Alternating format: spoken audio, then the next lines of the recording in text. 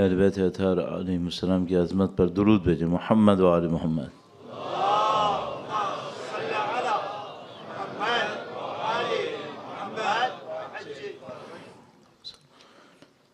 وقت کے امام کے حضور ادائے احترام کے لیے، ان کے ظہور کی تعجیل کی دعا کے لیے، ان کی جد امجد کی شہادت کی تسلیت پیش کرنے کے لیے درود بھیجیں. محمد و آل محمد پر. اللہم صل محمد وعجل فرجهم. اعوذ باللہ من الشیطان الرجیم. بسم اللہ الرحمن الرحیم. الحمد للہ رب العالمین، والصلاة والسلام على سید الانبیاء والمرسلین، حبیب الہ العالمین ابی القاسم محمد صلی اللہ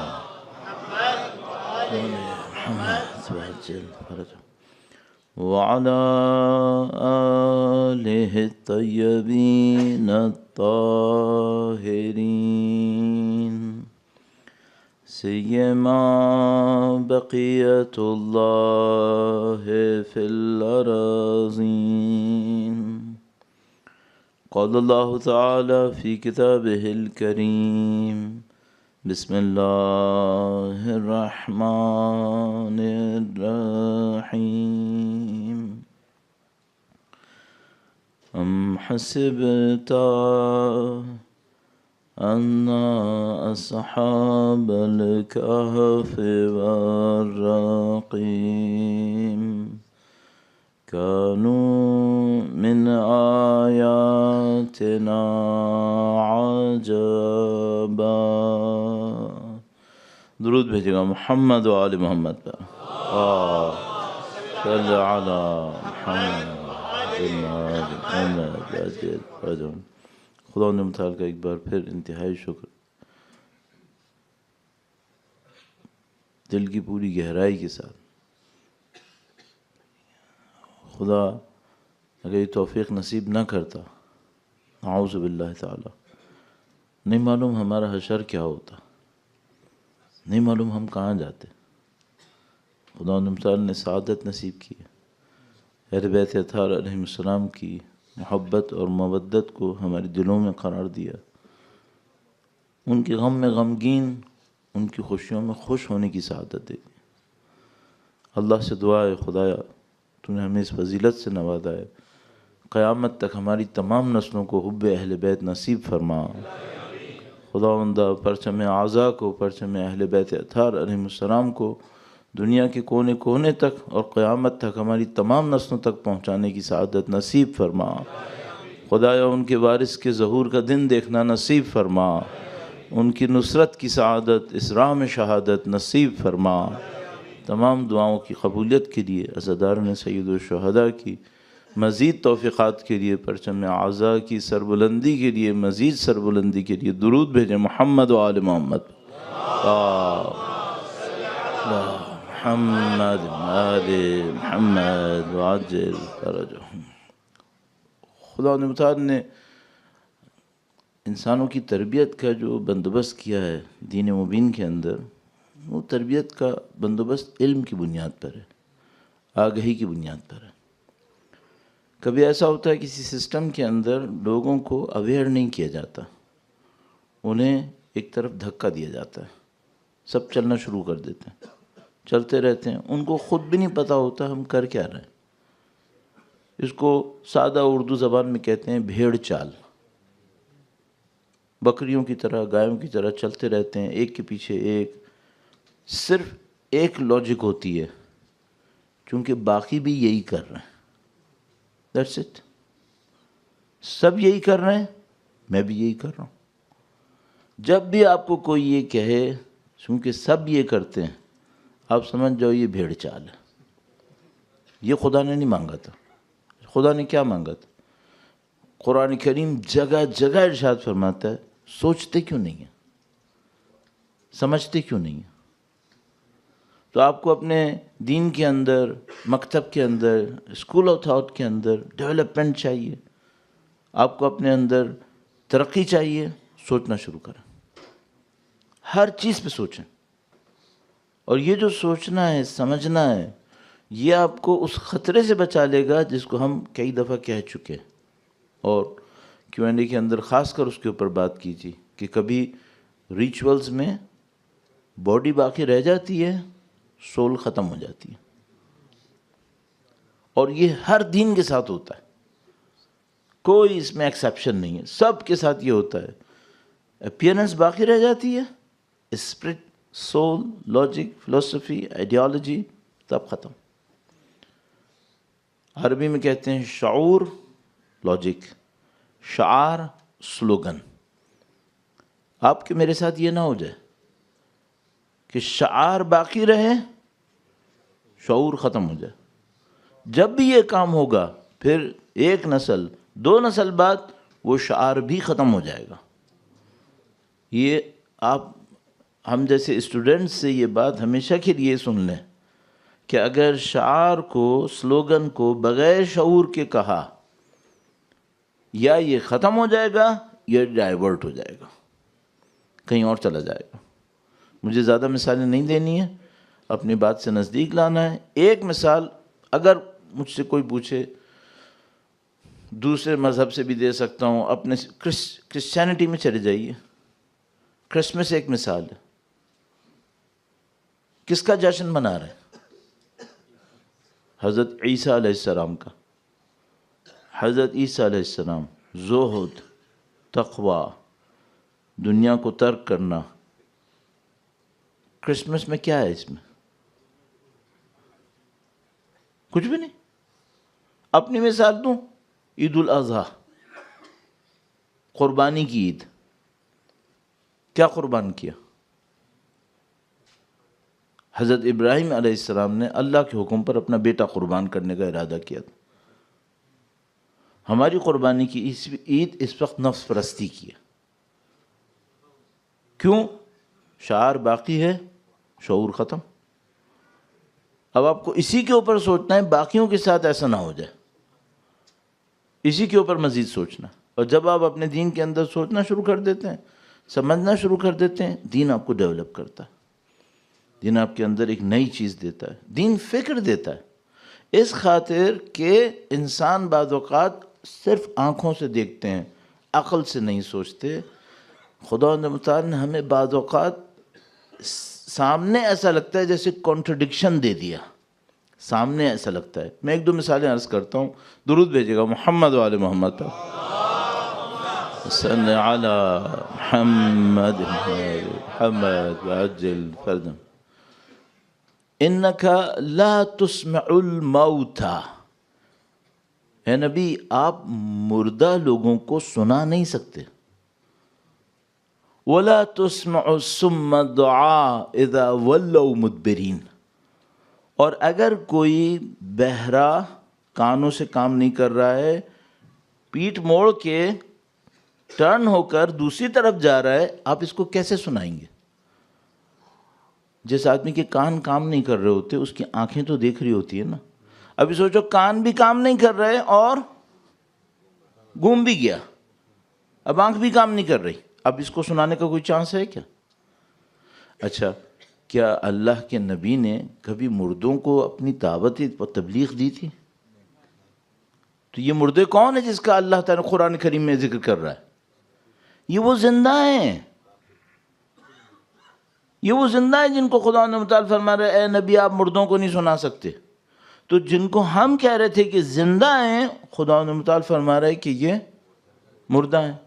اور ایک گروپ تھا جس کو ہم کہہ رہے تھے کہ مردہ ہیں، اور قرآن کریم فرماتا ہے وَلَا تَحْسَبَنَّ الَّذِينَ قُتِلُوا فِي سَبِيلِ اللَّهِ أَمْوَاتًا بَلْ أَحْيَاءٌ عِنْدَ رَبِّهِمْ يُرْزَقُونَ۔ انہیں تم سوچنا بھی نہیں کہ مر گئے، نہیں مردہ نہیں ہیں، زندہ ہیں، رزق بھی پا رہے ہیں. ہاں دوسری آیات کریمہ میں بشارتیں بھی دیتے ہیں، سب لوگوں کو خوشخبریاں بھی سناتے ہیں. اس کا مطلب ہے زندہ بھی ہیں، ڈیولپمنٹ بھی کر رہے ہیں، اور دوسروں کے لیے گائیڈنس بھی دیتے ہیں. یہ کون لوگ ہیں؟ جن کی باڈیز کرش ہو چکی ہیں، جن کا خون بہہ چکا ہے. یہ جو ڈفرینس ہے اوپینین کا، کلچر کا، اب میں اس کے اوپر کہ میں شروع سے کہہ رہا ہوں یہ کلچر کا ڈفرینس ہے کہ ایک قرآنک کلچر ہے، اہل بیت اطہار اور نبی کی حدیث میں ایک کلچر ہے، ایک ہمارا کلچر ہے. اس کے اندر بعض اوقات یہ کانٹرڈکشن آتا ہے. اب اس کانٹرڈکشن میں کیا ہمیں سولو کرنا ہوتا ہے؟ فنڈامنٹلز پہ جاؤ، اس کو سولو کرنے کی کوشش کرو، خدا کیا چاہتا ہے. اور بس اسی کوشچن کو اب میں اس پہ لے کر آتا ہوں کہ امام کی نصرت کے لیے کیا کرنا.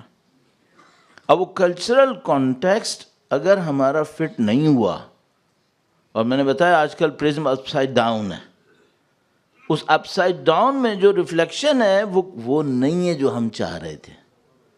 صحیح ہے. اب اس کی ایک مثال عرض کرتا ہوں، درود بھیجیے گا محمد و آل محمد پر. صلی علی محمد آل محمد وعجل فرج. وقت کے امام کی نصرت کیسے ہوگی؟ اچھا آج کی کلچر میں آ جاتا ہوں بالکل اپنی کلچر میں، جو ہماری اس وقت ڈومیننٹ کلچر ہے. اس میں آپ کسی سے کہیں کہ ایک امام تشریف لانے والے ہیں، تم نے ان کی مدد کرنی ہے. اب جو کچھ میں اپنی آنکھوں سے دیکھ چکا ہوں اور کانوں سے سن چکا ہوں، اس میں سے عرض کروں تو بندہ کہتا ہے مولانا اس کا مطلب ہے مجھے پیسہ جمع کرنا ہے.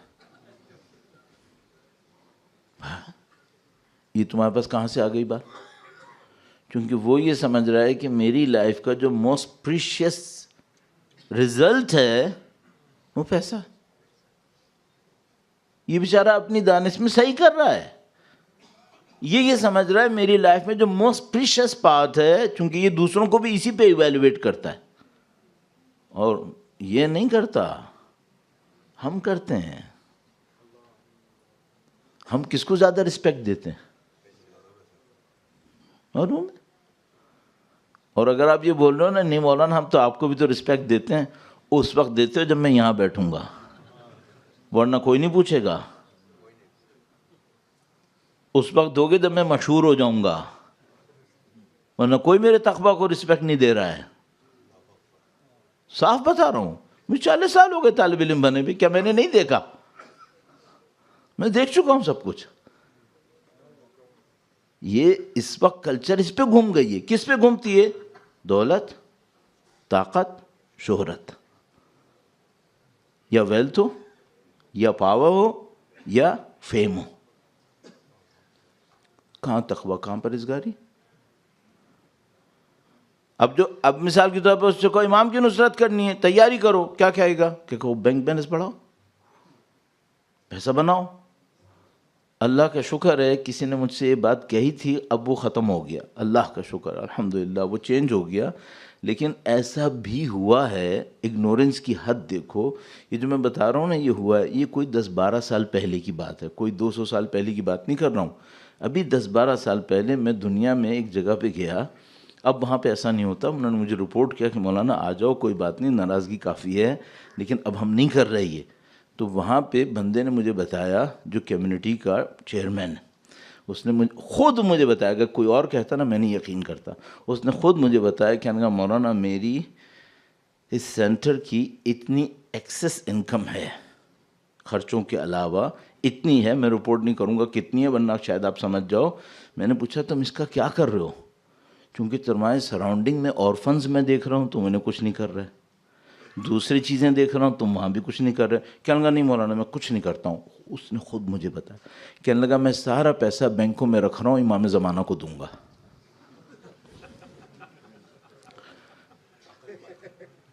یہ میں نے خود سنا ہے. تو میں نے اس سے کہا کہ تم نے یہی کہا ہے؟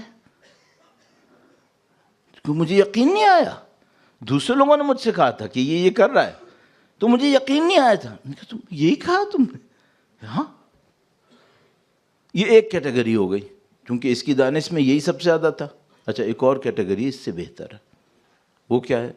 وہ کہتا ہے مولانا میں طاقت جمع کر رہا ہوں، کیونکہ امام کو جنگ لڑنی ہے، امام کو لوگ چاہیے، امام کو آرمی چاہیے ہوگی، یہ چاہیے ہوگا، میں وہ سب جمع کر رہا ہوں، چلو یہ بھی ایک ہے،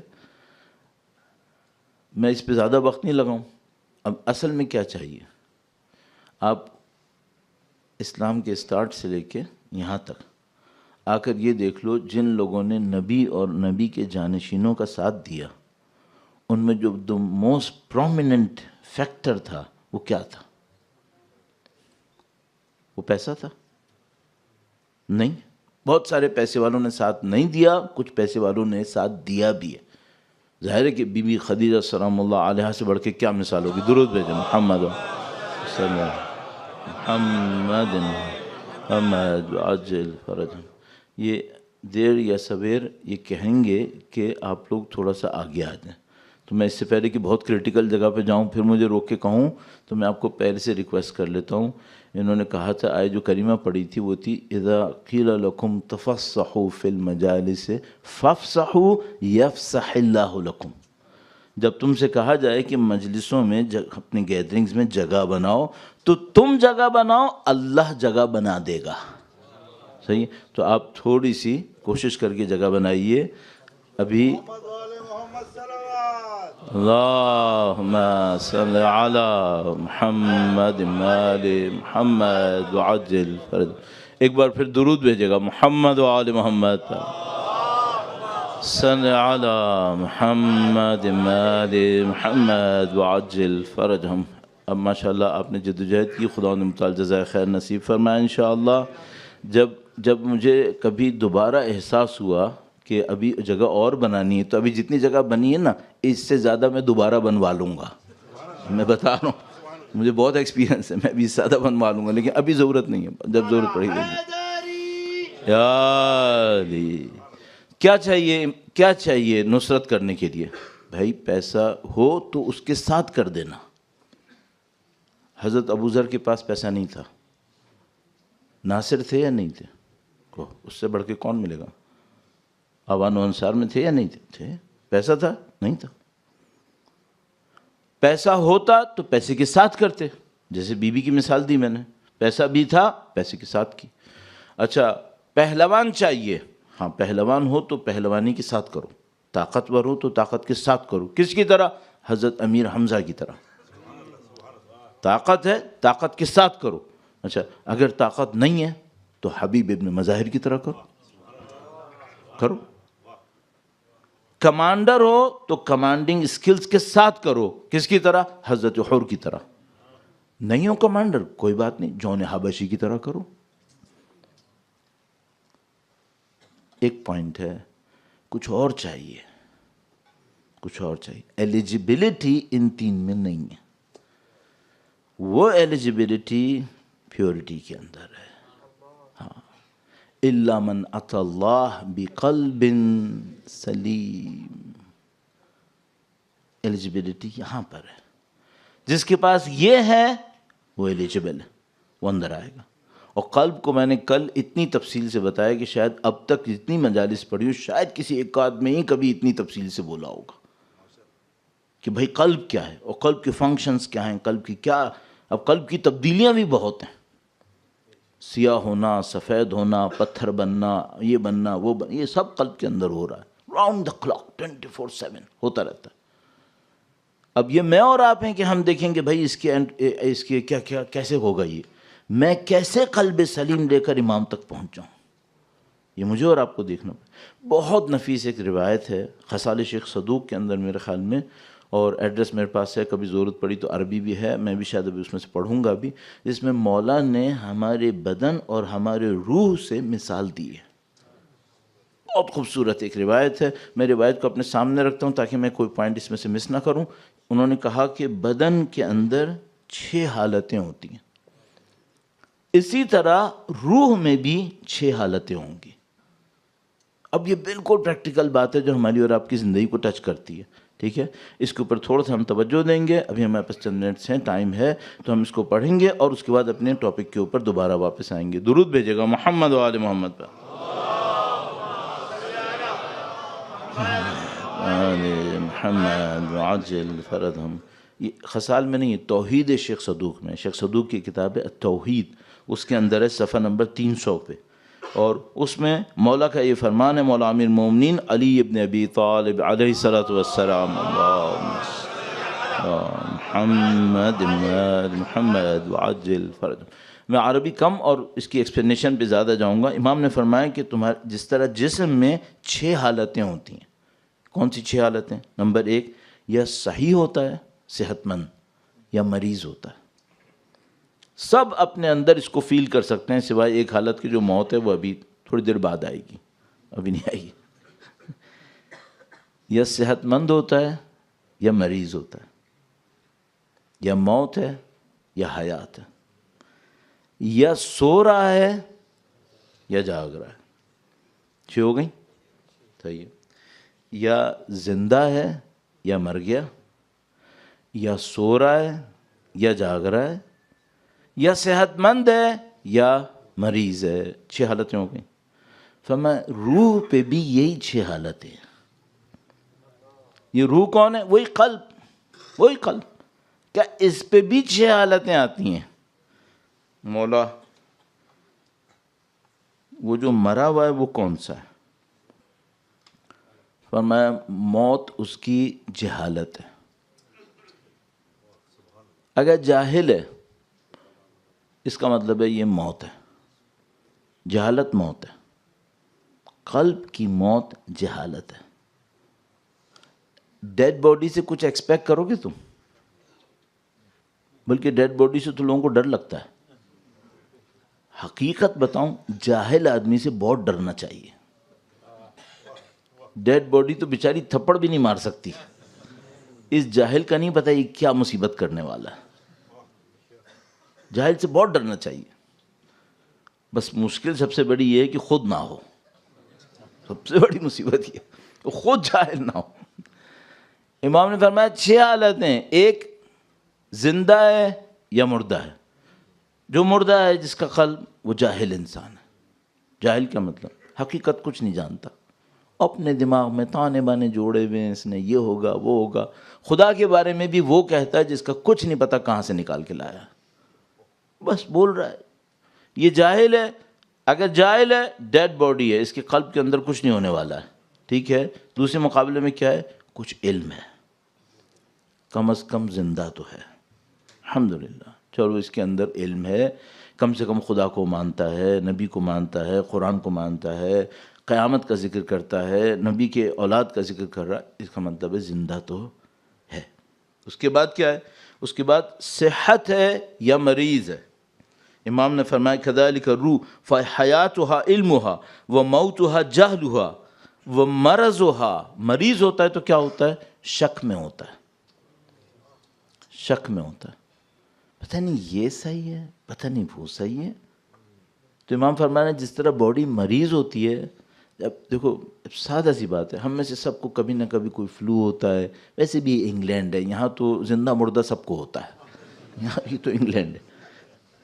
تو اگر جیسی آپ کی طبیعت خراب ہوئی، نعوذ باللہ تھوڑی سی طبیعت بگڑی، بخار ہے، اب آپ ہیلدی پرسن کی طرح ایکٹیویٹی کر سکتے ہیں؟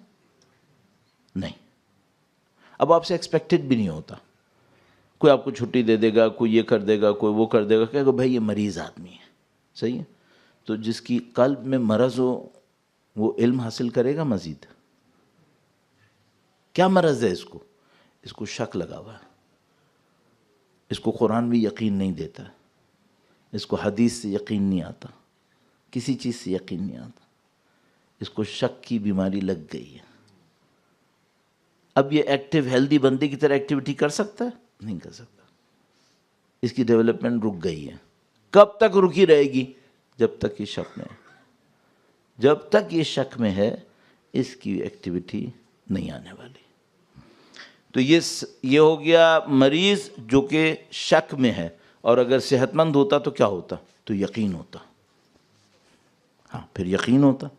اچھا اب آپ نے دیکھا کہ کیوں بعض اوقات ایسا ہوتا ہے کہ ایک آدمی 20 سال 30 سال زندگی گزار دیتا ہے، اسپریچول کوئی ڈیولپمنٹ نہیں ہوتی،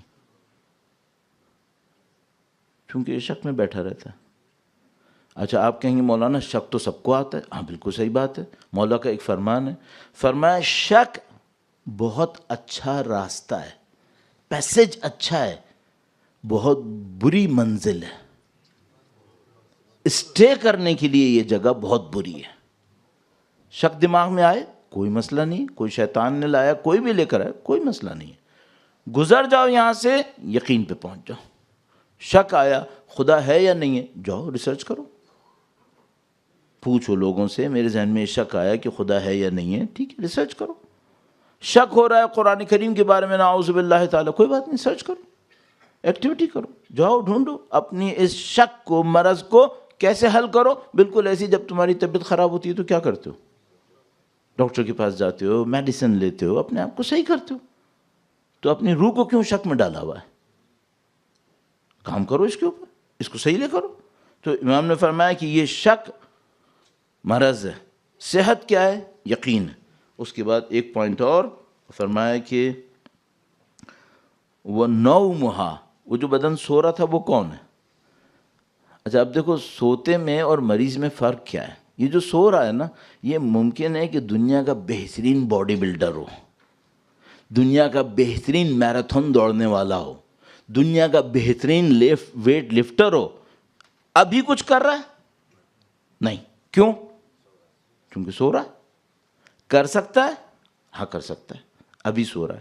تو امام نے فرمایا کہ سونے کی مثال اس شخص کی ہے جو غافل ہے. غافل ہے, یہ آوان و انصار بن سکتا ہے, ابھی صرف ایک مصیبت ہے, سو رہا ہے بس. اچھا یہ کیوں سو رہا ہے؟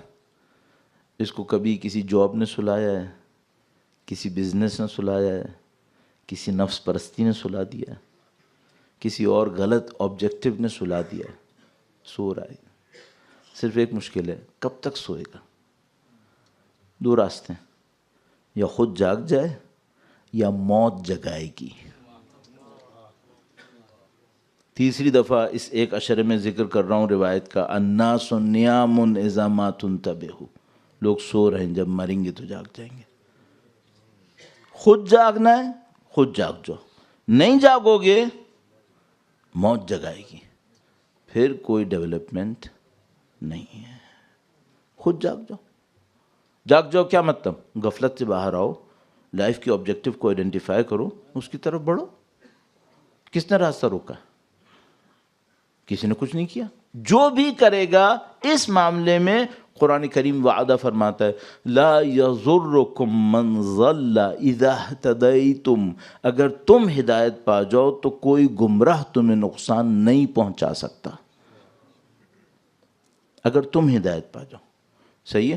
بس امام نے فرمایا کہ یہ, اور وہ جو غفلت میں نہیں ہے یقظہ میں ہے, وہ کون ہے؟ وہ ہے جو جاگ رہا ہے. جو جاگ رہا ہے وہ کون ہے؟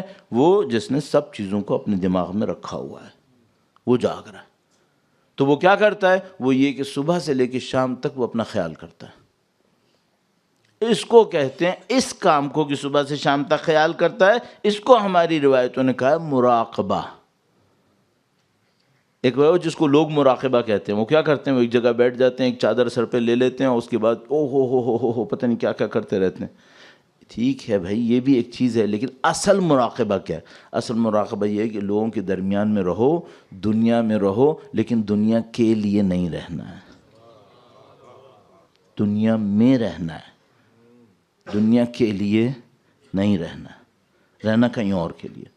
جو آدمی یہ کام کر لے وہ جاگ رہا ہے, اس کی ایکٹیویٹی ہوتی رہے گی, اس کا قلب ڈیولپ ہوتا رہے گا, اور وہ اپنے آپ کو مزید تیار کرتا رہے گا. اب اس میں مجھے ایک آیت سے اور مدد لینی ہے, سیکھنا ہے, اور آپ کی خدمت میں عرض کرنا ہے. درود بھیجے گا محمد و آل محمد پر. محمد آل محمد وعجل فرجهم. یہ جو قلب ہے اس کے بہت سارے سٹیجز ہیں, اس کے اسٹیٹس ہیں, اس کی ڈیولپمنٹس ہیں. اس میں رول آف تھمب اس کی ترقی میں اور اس کے زوال میں, چونکہ دیکھو یہ وہ مین چیز ہے جو ہمیں سب جگہ پہنچا سکتی ہے. قلب سلیم یہ ہمیں سب جگہ پہنچا سکتی ہے. یہ جو قلب ہے اس کا رول آف تھمب کیا ہے؟ اس کا ایک رول آف تھمب ہے, وہ کیا ہے؟ وہ یہ ہے کہ جو اپنی ہوا و ہوس خواہشات کی پیروی کرے گا وہ کنفرم فیل ہے، کنفرم فیل ہے۔ کیا مطلب؟ اس سے کوئی پوچھے تم یہ کام کیوں کر رہے ہو؟ بس میرا دل چاہ رہا ہے میں کروں گا۔ اچھا یہ ساری حرام چیزیں ہیں؟ نہیں، شاید حرام بھی نہیں ہے، کیوں کر رہا ہے؟ بس میرا دل چاہ رہا ہے۔ یہ جو ٹریک ہے یہ میں آپ کو بتا رہا ہوں، یہ ٹریک صحیح ٹریک نہیں ہے۔ ایک آدھ چیز میں چل جائے گا، مثلا کوئی آدمی پوچھے کہ بھئی مثال کے طور پر ایسے ہی میں کہہ رہا ہوں کہ مثال کے طور پر تم کرکٹ کیوں کھیلتے ہو؟ شاید میرا دل چاہتا ہے، مجھے کرکٹ اچھی لگتی ہے، گڈ، صحیح بات ہو گئی۔ اچھا اب زندگی کا پوائنٹ یہی ہے کہ جو میرا دل چاہے گا میں وہ کروں گا۔ ہاں، اس کا مطلب یہ ہے کہ تمہارے اندر کنٹرول نہیں ہے۔ اب مشکل کیا پیش آئے گی؟ مشکل یہاں پہ آئے گی، اب فجر ہے 3:02 پر، دل کیا چاہ رہا ہے؟ ہاں، اول وقت پڑھنا ہے، بیچ میں پڑھنا ہے، آخر وقت پڑھنا ہے، نہیں پڑھنا ہے، دل کیا چاہ رہا ہے؟ نہیں معلوم۔ اللہ کرے کہ کسی کا دل اچھا چاہے، صحیح ہے، اور وہ بہت اچھے والے کو تو میں نے ذکر ہی نہیں کیا، کیونکہ اگر نماز سے پہلے اٹھ کے نماز شب پڑھنی ہے اس کا تو میں نے ذکر ہی نہیں کیا، صحیح ہے۔ اچھا اب اگر اس نے اپنے آپ کو ٹون اس پہ کیا ہوا ہے کہ جب میرا جو دل چاہتا ہے میں وہ کرتا ہوں، اس کا تو دل نہیں چاہ رہا ہے کہ 3 بجے اٹھے، یہ تو جب مرضی آئے گا تب اٹھے گا۔ اچھا ابھی ماہ رمضان کے روزے اگر گرمیوں میں پڑ گئے، 18 گھنٹے کا روزہ پڑے گا، اس کا دل چاہے گا کہ روزہ رکھے؟ نہیں، یہ دل کی چاہتے چاہتے چاہتے چاہتے امام کے پاس پہنچے گا؟ نہیں۔ اب اگر کسی کو یہ چاہیے کہ اس کو نعوذ باللہ تعالی اپنے دل پہ توجہ نہیں دینی، تو پھر ایک کام کرے، اپنی خواہشات پہ توجہ دے، خواہشات پہ توجہ دے۔ قرآن کریم نے بالکل پیرالل اس کو لکھا ہے۔ میں آپ کا زیادہ وقت نہیں لینا چاہ رہا ہوں، یہاں سے آگے بڑھنا چاہ رہا ہوں۔ قرآن کریم نے سورہ نبی خدا کے نام پہ سورہ محمد ہے، درود بھیجیں محمد و آل محمد، صل علی محمد آل محمد وعجل فرج ومنهم من يستمع إليك حتى إذا خرجوا من عندك قالوا للذين أوتوا العلم ماذا قال آنفا۔ قرآن کریم فرمایا کچھ لوگ ہیں نبی کے پاس بیٹھتے ہیں، کچھ نہیں سوچتے، کچھ نہیں سمجھتے، نبی کے پاس سے اٹھ جاتے ہیں اور صرف باتیں بناتے رہتے ہیں۔ یہ کون لوگ ہیں؟ اولئک الذین طبع اللہ علی قلوبہم، یہ وہ لوگ ہیں جن کے قلب پر خدا نے مہر لگا دی ہے۔ کیوں؟ واتبعوا اہواءہم، یہ اپنی ہوا و ہوس کی پیروی کرتے ہیں۔ اس کا مطلب یہ ہے کہ قلب کی ڈیتھ اس وقت آتی ہے جب انسان صرف اپنی ہوا و ہوس کی پیروی کرتا ہے۔ اچھا قلب انلائٹڈ کیسے ہوتا ہے؟ ٹھیک ہے، تھوڑا سا اس کو بھی ڈسکس کر لیتے ہیں۔ تو ایک کانسیپٹ ہے ماڈرن فزکس جو ہمارے پاس کنونشنل فزکس ہے اس کے اندر کم ہے، لیکن جو اور ٹائپ کی فزکس ہیں ان کے اندر ہے، اور ان میں کیا ہے کہ کیا دو باڈیز کے درمیان کوئی رابطہ بن سکتا ہے؟ انٹینگلمنٹ کچھ ہو سکتا ہے ایسا؟ ٹھیک ہے، تو ہاں ایسا ہو سکتا ہے۔ اگر میرے قلب کا کسی ایسی ایگزسٹنس سے رابطہ بن جائے جو سپیریئر ہے، صحیح ہے، تو یہ جو دو باڈیز کا رابطہ ہوتا ہے، جیسے یہ لکڑی ہے یہ لکڑی ہے، آپ اسے کنیکٹ کریں، صحیح ہے، کوئی چیز یہاں سے یہاں نہیں آئے گی، یہ لکڑی یہاں رہے گی، یہ لکڑی یہاں رہے گی، صحیح ہے۔ لیکن اگر دو سپیریئر ایگزسٹنس ہوں اسپریچولی دو سپیریئر ایگزسٹنس ہوں، ٹھیک ہے، دو ایگزسٹنس ہے، ایک سپیریئر اور ایک اس کے مقابلے میں کم، اگر یہ کم والا سپیریئر ایگزسٹنس کے ساتھ اپنا ایک کنیکشن ڈیولپ کرتا ہے، تو ابھی یہ لکڑی اسے کنیکٹ کرو، کچھ نہیں ہونے والا۔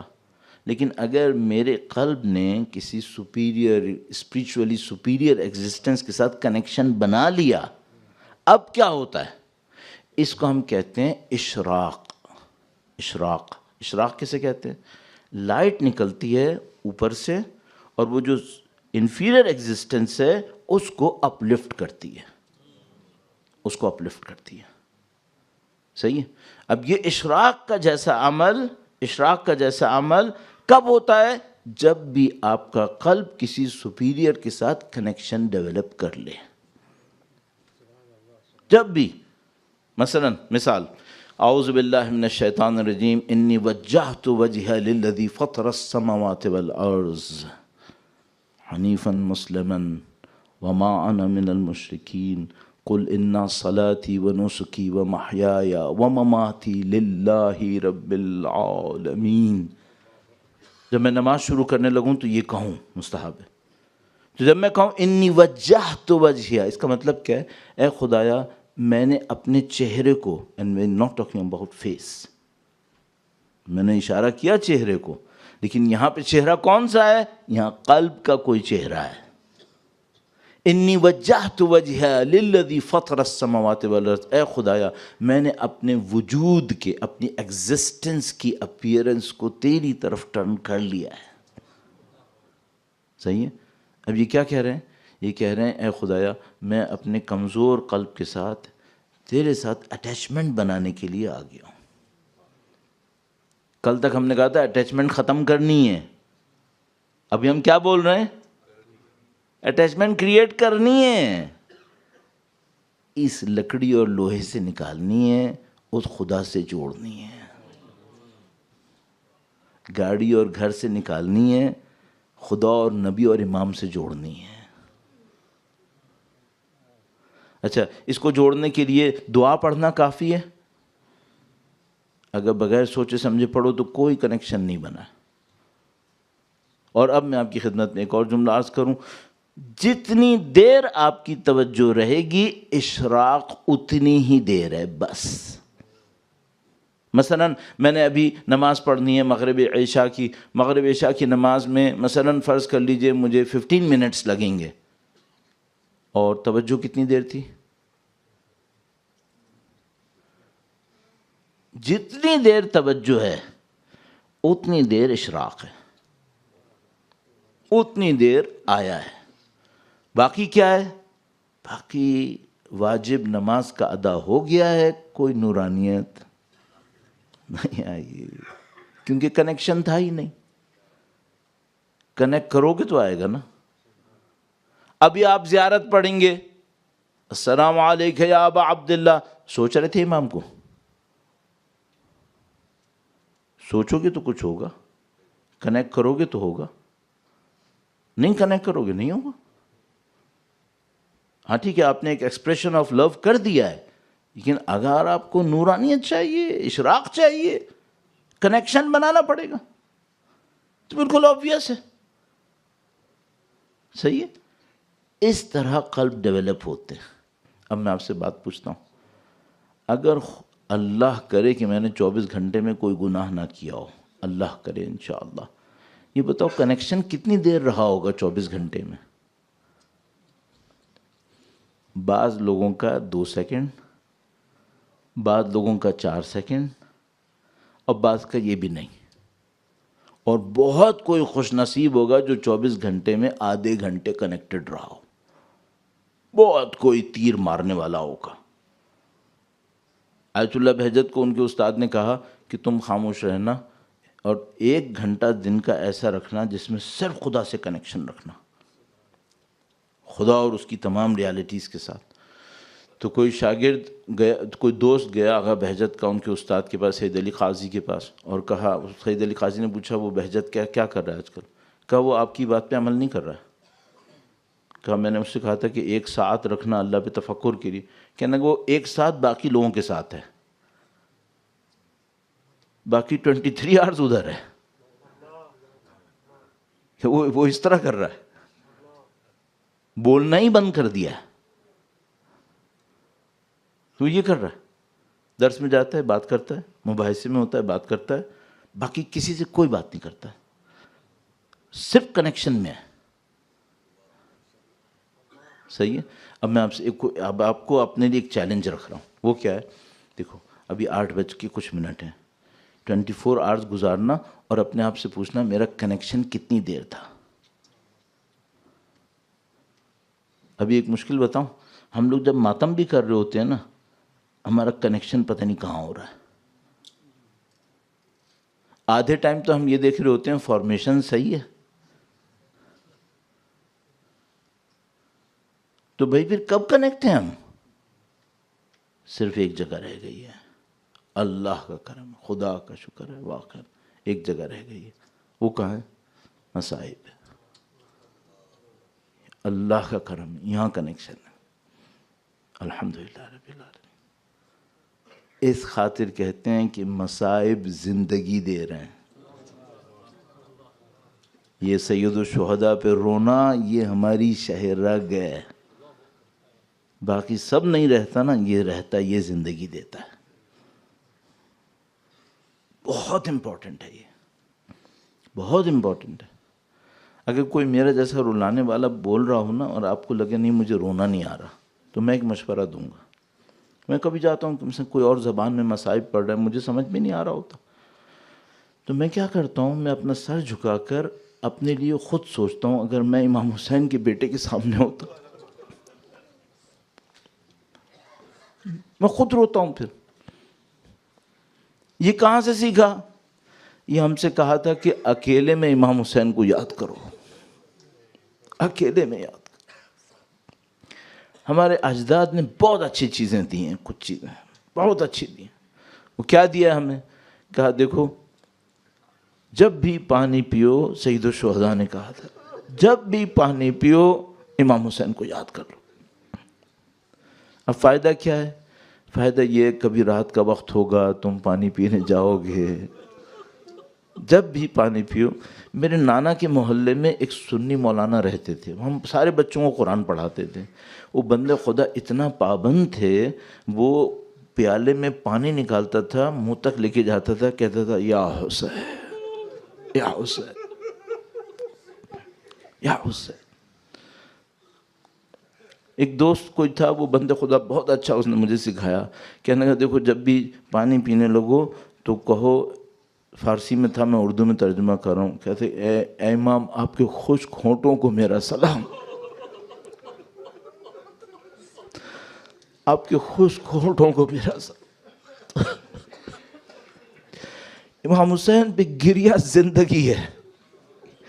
امام حسین پہ گریہ پورے قلب کو منور کر دیتا ہے. کیوں؟ اس سے متصل ہو جو سفینۃ النجات ہے، وہ مصباح الہدیٰ ہیں. عز و آج آپ سید الشہداء کے غم میں جو یہاں بیٹھے ہیں، اللہ اکبر. سید الشہداء کی ایک زندگی کی عادت تھی، یتیموں کا بہت خیال کرتے تھے، بہت خیال کرتے.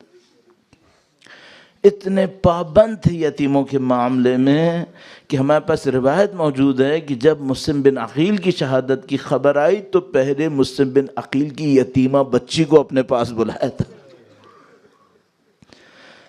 اور جب ان کے سر پہ ہاتھ پھیرا تو وہ یتیمہ سمجھ گئی کہ کچھ ہوا ہے. اس نے کہا چچا کیا میرا باپ مارا گیا؟ آپ مجھے ایسے دلاسا دے رہے ہیں جیسے میرا بابا مارا گیا ہے، آپ یتیموں کے ساتھ ایسے کرتے ہیں. تو یہ سید الشہداء کی رسم تھی. سید الشہداء یتیموں کے لیے کچھ اور تھے. اب میں آپ سے پوچھوں گا اگر وہ یتیم بھائی کا بیٹا ہو، گویا سید الشہداء جب قاسم کو دیکھتے تھے تو امام حسن کا لاشا یاد آتا تھا. سید الشہداء کے لیے بہت سخت تھا قاسم کو دیکھنا، ان کی یتیمی کو دیکھا کرتے تھے. بس ایک موقع ہوا عاشور کے دن جب حضرت قاسم علیہ السلام سید الشہداء کے سامنے آئے، چچا مجھے اجازت دے دیں. عزیزو چند روایتیں صرف عرض کروں گا آپ کی خدمت میں. کسی مجاہد کے لیے سید الشہداء کے الوداع کے وقت دو چیزیں قاسم کے ساتھ ایسی ہوئیں جو کسی مجاہد کے ساتھ نہیں ہوئی ہیں. دو چیزیں قاسم کے روایت پڑھنے والے لوگ ہیں نا ہم لوگ، میں روایت سے عرض کروں گا. ایک بات تو یہ تھی کہ سید الشہداء نے قاسم کو گلے لگایا، اتنا روئے کہ غش کھا کے گر گئے. کسی مجاہد کے ساتھ ایسا نہیں ہوا تھا. یہ سید الشہداء قاسم کے معاملے میں تھے. دوسرا تمام مجاہد کو کہتے تھے تم جاؤ اور خیمے سے تیار ہو کر آؤ. جب قاسم جانے لگے تو کہنے لگے قاسم کو میں خود تیار کروں گا. گویا امام حسین قاسم کو یقین دلا رہے تھے کہ قاسم تیرے چچا راضی نہیں ہے تو جا. لیکن قاسم مجبور ہیں. قاسم نے اپنے بابا سے وعدہ کیا ہے، اپنے بابا سے ایک عہد لیا ہوا ہے، وہ عہد پورا کرنا ہے ان کو. اور بس ایک موقع آیا جب سید الشہداء قاسم کو تیار کرنے لگے. عزیزو، 2 روایتیں قاسم کی تیاری کے وقت بھی ہیں ہمارے پاس، اور میں آہستہ آہستہ اس لیے پڑھوں گا کہ اگر میں تیز تیز پڑھتا ہوں تو بعض اوقات الفاظ نہیں پہنچ پاتے، اس لیے میں آہستہ آہستہ پڑھوں گا. 2 روایتیں ہمارے پاس. عرب میں جب کوئی بچہ دلہا بن رہا ہوتا ہے تو ایک رسم ہوتی ہے، عمامے کے 2 کونے نکال کر اوپر ڈالتے ہیں، اس کو تحت الحنک کہتے ہیں. ہمارے پاس روایت مشہور موجود ہے کہ سید الشہداء نے جب قاسم کو تیار کیا تو قاسم بیچارے کا سر اتنا کم تھا کہ اس کے اوپر کوئی لوہے کی ٹوپی نہیں آتی تھی، تو سید الشہداء نے ایک امامہ باندھا.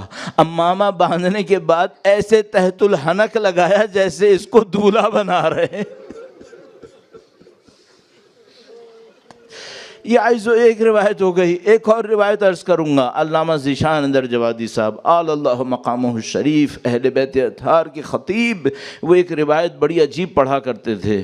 انہوں نے کہا کہ جب سید الشہداء نے قاسم کو تیار کیا تو قاسم سے کہا بیٹا میرے نزدیک آؤ. قاسم نزدیک آئے تو سید الشہداء نے گریبان پھاڑ دیا.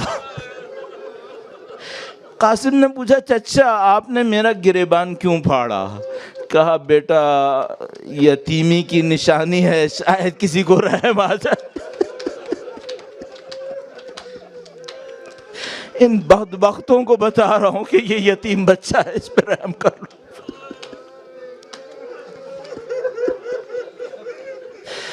یتیمی کی نشانی ہے.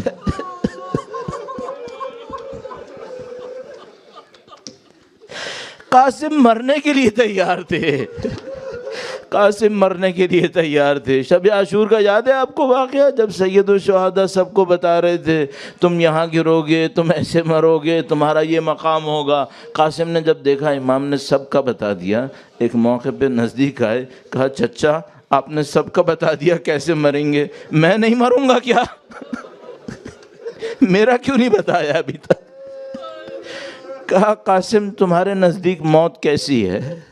کہا احلی من العسل، یہ تو شہد سے بھی زیادہ میٹھی ہے، میں اس کے لیے بےتاب ہوں، شہد سے زیادہ میٹھی ہے. پھر سید الشہداء نے بتایا بیٹا قاسم تم بھی شہید ہو جاؤ گے.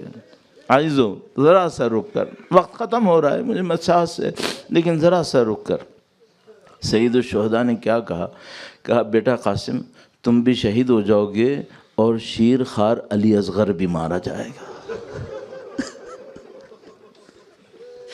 ابھی تک قاسم پوچھ رہے تھے میرا کیا ہوگا، قاسم بھول گئے کہ میرا کیا ہوگا. جیسے ہی سنا شیر خوار علی اصغر مارا جائے گا، جوان ہاشمی ہے، اس کا خون ایک دم دوڑنے لگا اور کہا چچا کیا دشمن ہمارے خیمے تک آئیں گے؟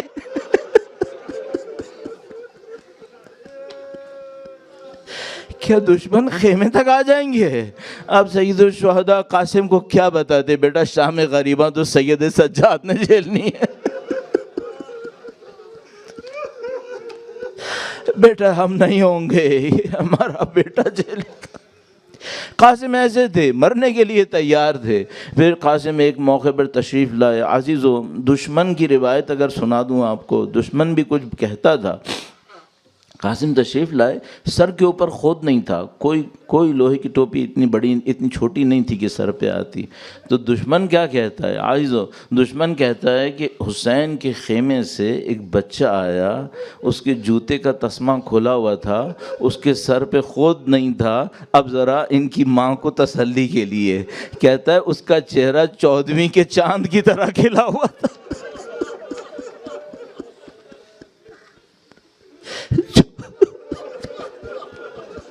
ارے بدبخت، اگر تو خود کہہ رہا ہے 14ویں کے چاند کی طرح کھلا تھا تو اس کی ماں کو سوچ جب جنازہ اٹھائے گی تو کیسے اٹھائے گی؟ اب تو چھوڑ دیتا. پھر بھی کوئی دشمن آئے، قاسم پہ حملہ کیا. قاسم مولا علی کی نسل سے ہیں، جوان ہیں، شمشیر اٹھائی، مقابلہ کیا. ایک دشمن کے اوپر ضرب، دوسرے کے اوپر ضرب، اور حیدر کرار کا بیٹا لڑتا رہا. پھر ان لائنوں نے ایک موقع پہ دیکھا کہ ہم تو اس جوان سے بھی نہیں لڑ سکتے، تو انہوں نے پتھر برسانا شروع کیے. پھر قاسم کا جو ذوالجناح تھا وہ ایک دم لہرانے لگا. ایک موقع آیا کہ قاسم ذوالجناح سے زمین پر آئے. جب ذوالجناح پر آئے تو چچا کو پکارا، اے امو میری مدد کو آئیے.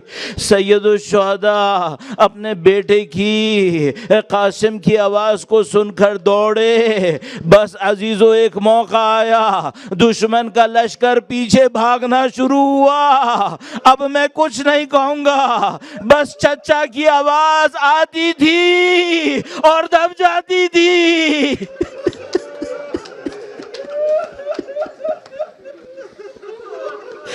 اس مظلوم کی مختصر سی آواز دب رہی تھی اور بار بار گھوڑوں کی آوازیں آ رہی تھی. سید الشہداء قاسم کے لاشے کے قریب پہنچے، عجیب جملہ کہا قاسم کتنا سخت ہے، تو اپنے چچا کو بلائے، وہ آ نہ سکے، اور جب پہنچے اب تیری کوئی مدد نہیں کر سکتا. بس ایک موقع آیا، قاسم کا لاشا نہیں عزیزو، لاشے کے ٹکڑے بابو صاحب نے اٹھا لے.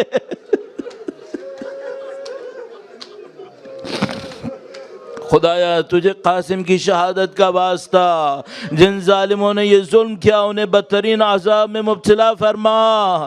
خدایا قاسم کی مظلومیت کا واسطہ اہل بیت کے وارث کے ظہور میں تعجیل فرما. ہمیں ہمارے جوانوں کو قیامت تک تمام نسلوں کو اہل بیت کے اوان و انصار میں قرار فرما، ان کی نصرت اور اس راہ میں شہادت نصیب فرما. ماتم حسین.